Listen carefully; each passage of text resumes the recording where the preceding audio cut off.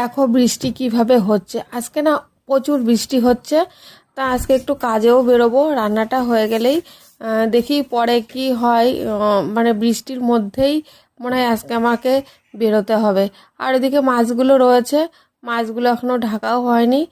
তা অবশ্য অসুবিধা নেই, মানে বৃষ্টির ছাঁটটা আর কি ঢুকবে, আর বৃষ্টিটা পড়বে না। আর এদিকটায় দেখো কিভাবে জল যাচ্ছে রাস্তা দিয়ে, আর প্রচুর প্রচুর বৃষ্টি হচ্ছে আজকে। আর এদিকে তো ও, রান্না তো চাপিয়েই দিয়েছি আমি। আর আজকে বেশি কিছু একটা করব না রান্না, শুধু ডিমের ঝোল ভাতই করব। ভাবলাম এটা ওটা করব, কিন্তু না, আর হয়নি। আর এদিকটায় দেখো জলে শার্ট এসে কিভাবে ভিজে গেছে, রান্নাঘর পর্যন্ত চলে গেছে। আর এদিকে আমার এই যে মশলা করা হয়ে গেছে, এই যে ডিমটা সিদ্ধ বসিয়ে দিয়েছি। ছোট্ট মিনি ব্লগটা কেমন লাগলো অবশ্যই লাইক কমেন্ট শেয়ার করো। তোমাদের সবাইকে টাটা।